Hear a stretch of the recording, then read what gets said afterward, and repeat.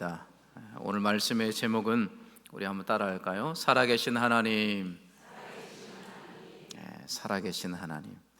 우리 하나님은 살아계신 나의 하나님이신 줄 고백합니다. 우리 다시 한번 고백하겠습니다. 살아계신 하나님은 나의 하나님이십니다. 하나님께서 이 고백을 제일 좋아하십니다. 다른 어떤 것보다도 하나님은 살아계신 나의 하나님이십니다.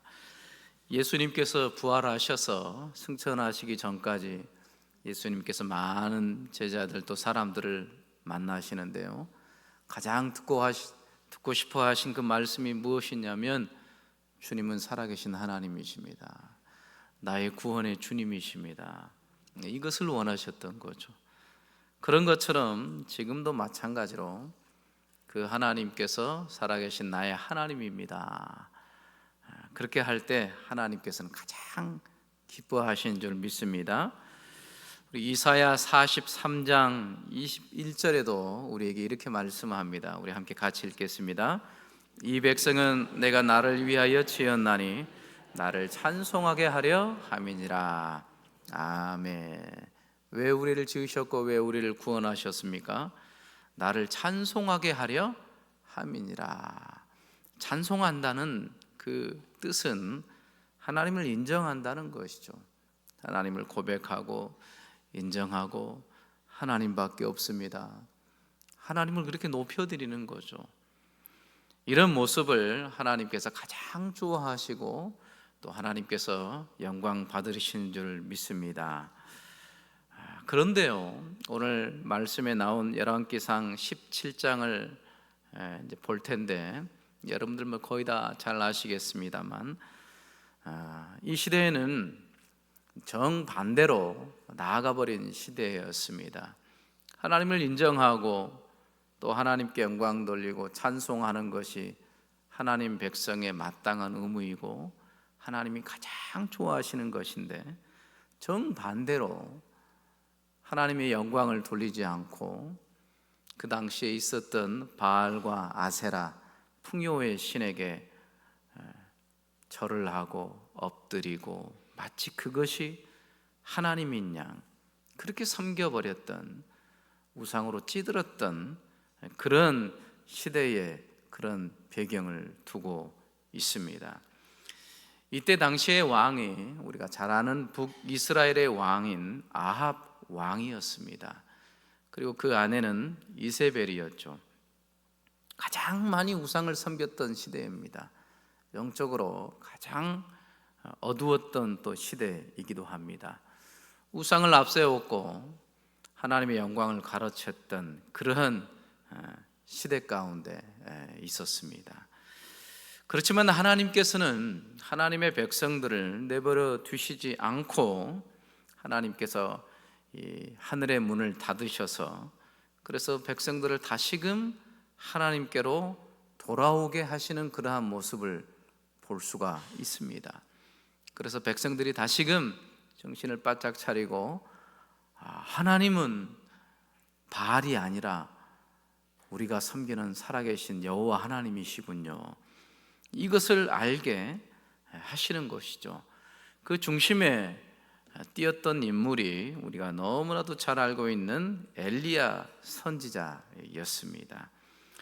엘리야 선지자는 그 이름에도 나와 있듯이 엘리야라는 뜻은 나의 하나님은 오직 여호와 하나님 한 분뿐이십니다.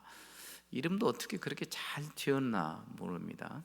그 당시 때는 다 하나님이 아니야, 바알이 하나님이야, 바알이 우리 하나님이야, 그렇게 섬겼던 영적으로 어두웠던 시대에 엘리야 선지자가 하나님의 부르심을 받고 거기에 정면 도전을 해서 아니다, 하나님만이, 내가 섬기는 여호와 하나님만이 유일한 참 신이시다, 그것을 선포하고 그것을 또한 가르쳤던 그 선지자, 그 인물이 바로 엘리야 선지자였습니다. 이렇게 하나님께서는 하나님의 종들을 통해서 또 하나님께서 큰 일들을 이루시는데요, 오늘 말씀을 통해서는 하나님은 어떻게 하나님 자신이 참된 신이신 것을 어떤 모습 가운데 보여주시는가, 그것을 우리가 이 말씀을 쭉 읽어 나아가면서 배워보도록 하겠습니다. 먼저 첫 번째는 어떻게 하나님께서 하나님의 참된 신이신 것을 보여주셨는가, 바로 그것은 가뭄을 통해서 백성들에게 알게끔 하셨습니다. 그래서 하나님께서 하늘의 문을 닫으시는데요, 이것은 징계라고 해도 좋을 것 같습니다. 하나님께서 징계하시는 거죠. 채찍을 드셔서 징계하심으로 하나님의 살아계심을 나타내 보이셨습니다. 우상을 섬기며 하나님 없이 살았던 이스라엘 백성들, 특별히 아합 왕과 더불어서 그 백성들을 하나님이 다시금 돌아오게 하시는데요, 가뭄을 통해서 하나님께서 그러한 일들을 이루시는 것을 볼 수가 있습니다. 우리 열왕기상 16장 30절부터 33절까지 먼저 이 말씀을 함께 읽겠습니다. 시작.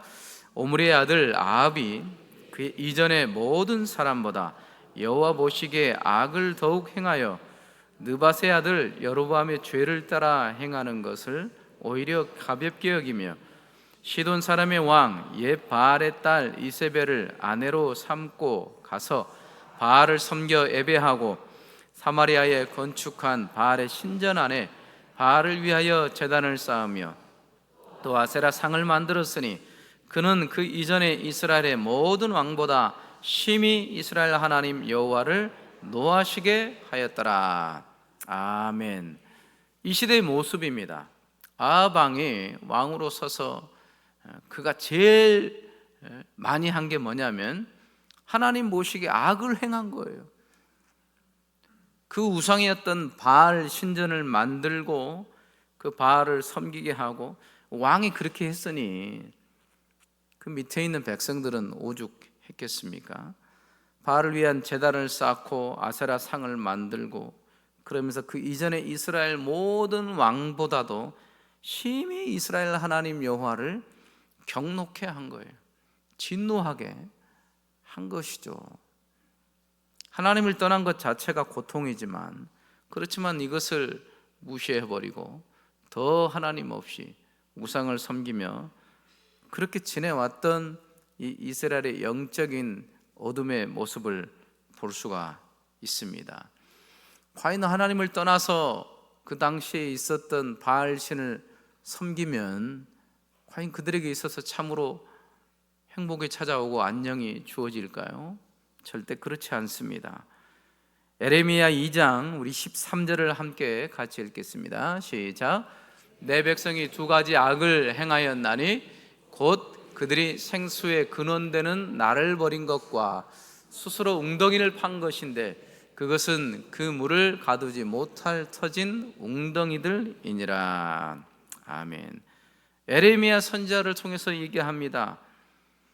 두 가지를 얘기하는데요, 그들이 생수의 근원되는 하나님을 버린 것이다. 생수의 근원이 된다는 것이죠. 이 생수라는 것은 살아있게 하는 그런 생명을 얘기하지 않습니까? 우리가 어떻게 하나님의 자녀답게 살아갈 수 있습니까? 우리가 어떻게 하나님의 자녀답게 거룩한 삶을 살아갈 수 있습니까? 생수의 근원 대신 그 하나님 안에 있을 때 우리가 살아갈 수 있는 거예요. 그런데 생수의 근원 대신 하나님을 버린 거예요. 그것이 악입니다. 그것이 고통이에요. 하나님을 떠나 있는 그러한 모습 자체가 악인데, 이 아합 왕과 이스라엘 백성들은 떠난 정도가 아니라 아주 그냥 하나님을 대적해서 살아가는 그런 모습을 볼 수가 있죠. 그러면서 두 번째로는 스스로 웅덩이를 팠다, 그렇게 얘기합니다. 그런데 그 웅덩이는 그 물을 가두지 못할 터진 웅덩이다. 아무리 인간이 노력하고 수고하고 땀을 흘리고 애를 써도 하나님께서 은혜의 복으로 채워주셔야 그것이 참된 것이 되는 거예요. 근데 이미 이 밑구멍은 터져가지고 구멍이 나 있는데 거기에 물을 부은들 무슨 소용이 있겠습니까? 하나님이 보호하시고 지켜주시지 않는데 거기다가 수많은 재능과 수많은 땀을 쏟은들 그것이 어떻게 좋아 보이겠어요? 그렇지 않다라는 것이죠. 아합 왕과 이스라엘 백성들이 이런 상태입니다. 이미 터진 웅덩이로 물을 붓고 있는 그런 모습과 같습니다. 혹시라도 여러분들 가운데서도 하나님 없이, 하나님을 신뢰하지 않고, 하나님을 나의 하나님이라고 고백하지 못하고, 믿지 못하고 의심하고, 그러면서 여러분들이 어떻게 해서든지 여러분들 자신과 건강과 가족을 위해서, 사업을 위해서 열심히 땀 흘려서 애쓰고 힘쓰고 있습니까? 하나님을 떠난 인상은 터진 웅덩이와 같은 거예요. 헛수고하는 거예요. 아무리 수고해도 남는 게 없어요. 그것이 우리의 영적인 모습이라는 것이죠. 이런 모습 가운데 있을 때 그럼 하나님께서는 어떻게 하십니까? 우리 히브리서 12장 6절을 우리 함께 읽겠습니다. 주께서 그 사랑하시는 자를 징계하시고 그가 받으시는 아들마다 채찍질하심이라 하였으니. 아멘. 하나님은 그래도 사랑하셔서 그 하나님의 자녀들을 징계하시는 거예요. 돌아오라고 하나님께서 채찍질을 하시는 것이죠. 사랑하시기 때문에 징계하시고 매번 얘기하시고 경고하시고 채찍질하시죠. 사랑하시지 않고 이미 버려버렸으면 말씀할 이유가 없어요. 그냥 심판하시면 돼요. 아합과 이스라엘 백성들도 이렇게 정말 하나님 앞에서 악하게 불순종하고 바알신에게 완전히 넘어가 버렸지만 그래도 하나님은 사랑하셔요.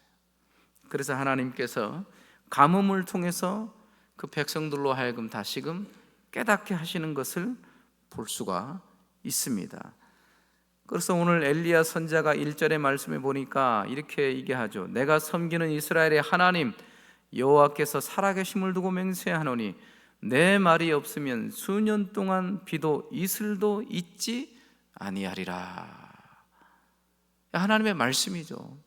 하나님의 말씀을 대언해서 이렇게 말씀을 얘기한 것이죠.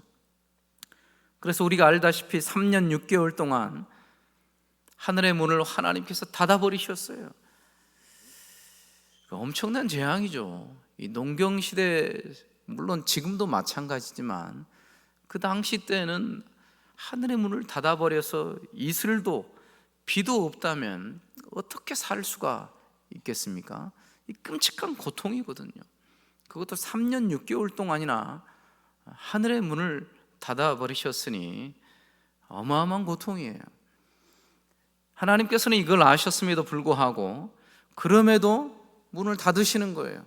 왜냐하면 그들이 돌아오기를 원하시기 때문에 그러는 것이죠. 그래서 백성들이 고통 가운데 있으면서 이것을 깨달아야 됐죠. 우리가 하나님을 버리고 살아있지도 않은 이 바알신을 섬겼기 때문에 하나님께서 우리에게 고통 가운데 있게 하시는구나. 그것을 깨닫게 하시고 하나님을 다시금 보게 하는 거죠. 믿음의 눈을 떠서 하늘에 계신 하나님을 바라보고 하늘의 문을 닫아버렸던 그 하나님 앞에서 자기의 죄를 깊이 회개하고 돌이키게 하기 위해서 하나님께서는 그런 방법을 통해 하나님께서 참된 신이심을 가르쳐 주는 거죠. 지금도 마찬가지입니다. 지금도 하나님께서는 징계하셔요. 여러 가지 징계를 통하여서 하나님께서는 우리로 하여금 다시금 돌아오게 하셔요. 그것이 참된 신이 아니다. 그것이 너를 참으로 행복하게 하고 안녕을 주는 것이 아니다. 오직 나만, 살아계신 여호와 하나님 나만 너를 붙들 수 있고 너를 살려줄 수 있는 유일한 하나님이신 것을 알게 하시는 거죠. 그러니까 하나님이 사랑의 하나님이셔요. 바알이 마치 하나님처럼 그들을 구원하며 평안을 줄 거라 생각했지만 돌이 어떻게 됐습니까? 그것이 화가 되어서 큰 고통 가운데 있었습니다. 그래서 3년 6개월의 가뭄을 통해서 하나님께서 보여주신 거예요. 바알이 그게 아니다. 진짜 신은 하나님 여호와 하나님이다. 그것을 알게 하신 거죠.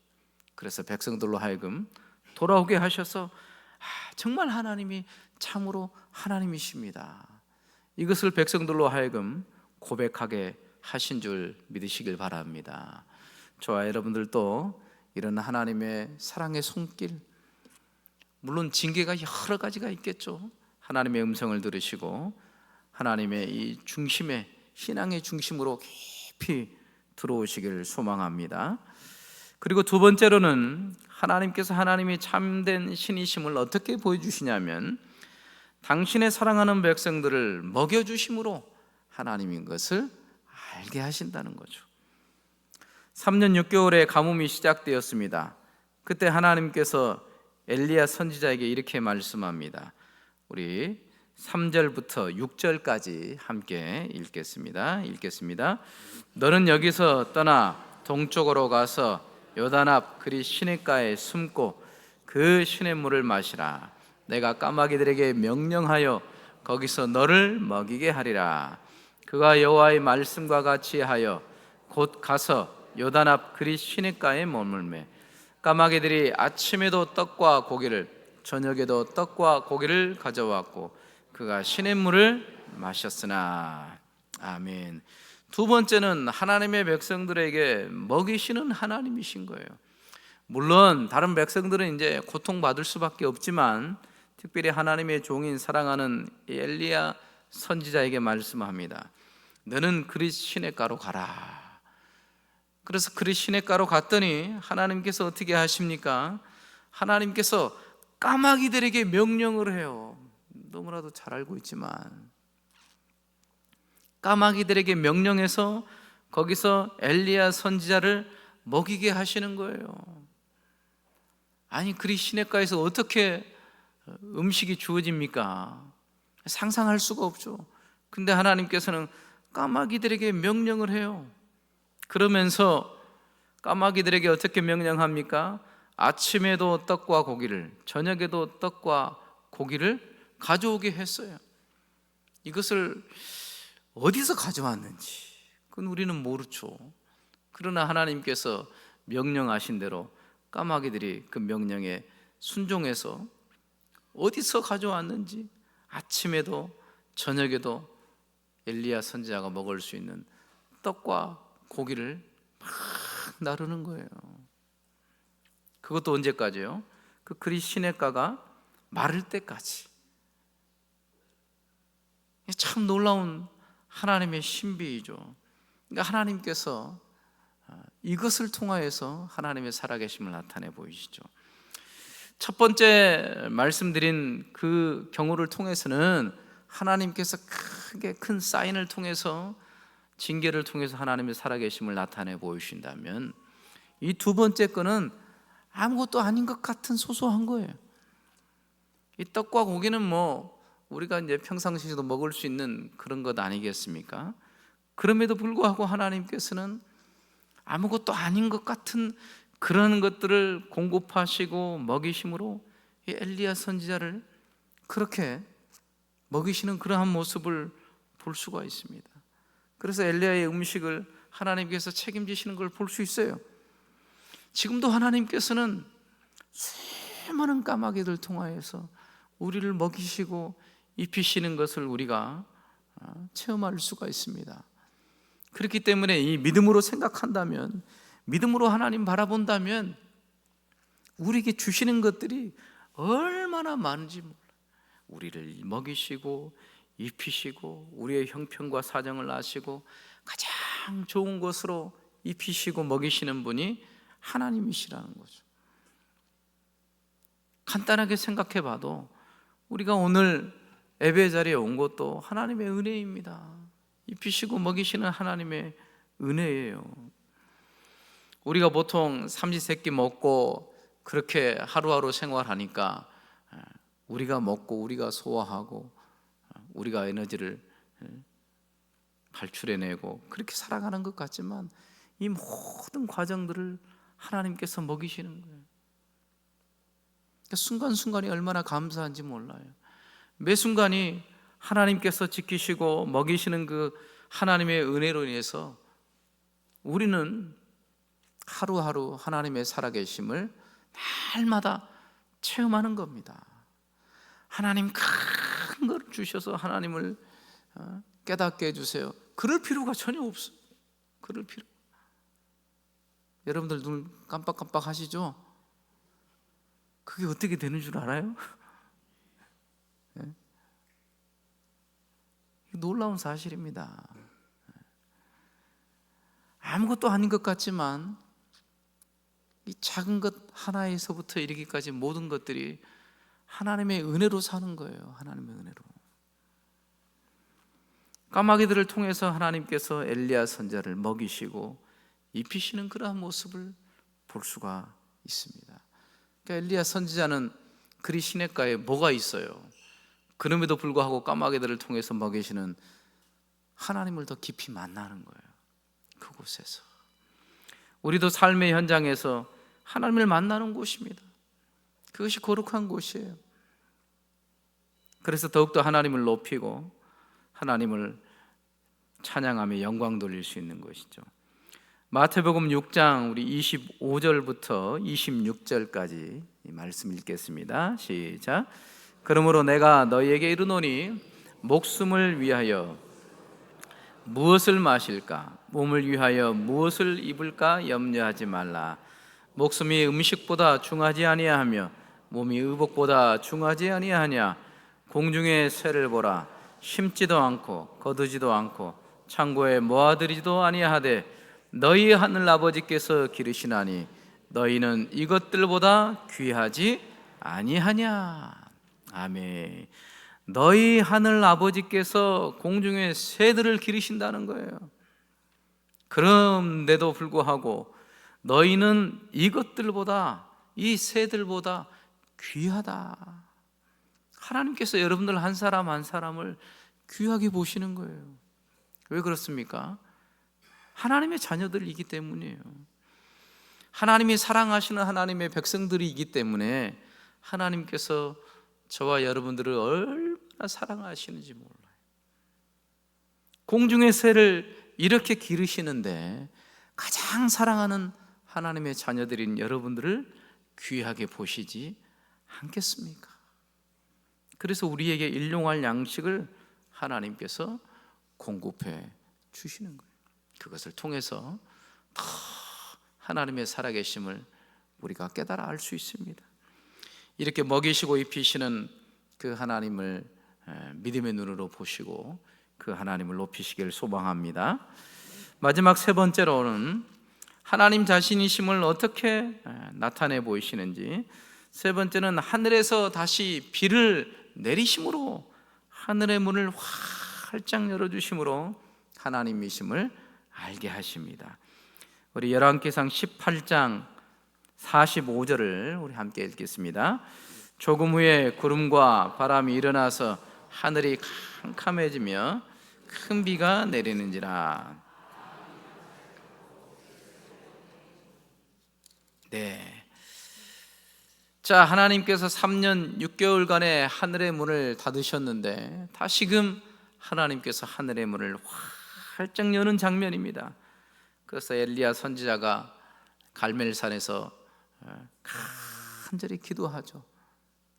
7번 간절히 기도했을 때 바다 쪽에서부터 구름이 손바닥만한 것이 생겼고 점점 올라오면서 큰 비가 내린 거예요.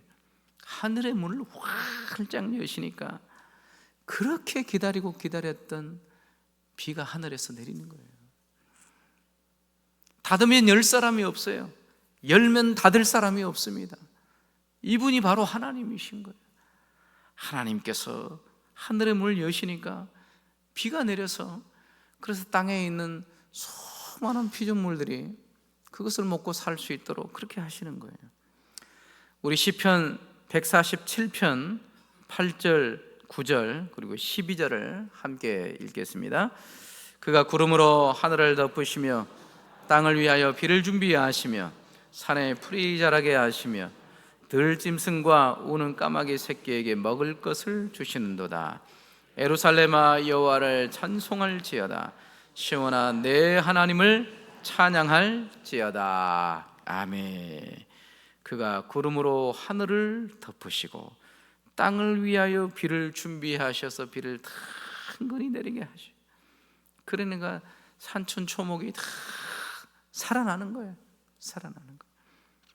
3년 6개월 동안 닫혔던 하늘의 문이 열리니까 드디어 사는 거예요. 드디어. 그것을 통해서 무엇을 깨닫습니까? 아이고 이제 살았구나. 그것을 원하시는 게 아니에요. 그것을 통해서 정말 하나님이 참으로 참되신 하나님이시구나, 이 입술의 고백이 터져 나오기를 하나님이 원하시는 거예요. 그것을. 말씀을 마무리합니다. 우리 하나님은 지금도 하나님만이 참된 신이십니다. 하나님만이 살아계신 나의 하나님이십니다. 이것을 정말 하나님께서 원하시고 좋아하셔요. 하나님의 백성들인 우리가 때로는 하나님의 징계를 통해서, 때로는 아무것도 아닌 것 같지만 먹이시고 입히시고 지키신 것 통해서, 또한 때로는 하나님께서 하늘의 문을 여셔서 은혜의 단비로, 또한 자연의 비로 하나님 내려주시는 그런 모습을 통해서 하나님의 하나님 되심을 나타내 보이십니다. 그럴 때마다 저와 여러분들이 그 하나님을 더 깊이 고백하시고, 역시 하나님 한 분밖에 없습니다. 그 하나님만을 찬양하고 노래하며 경배하시는 복된 여러분들 되시길 바랍니다. 기도하겠습니다. 하나님 아버지 감사합니다.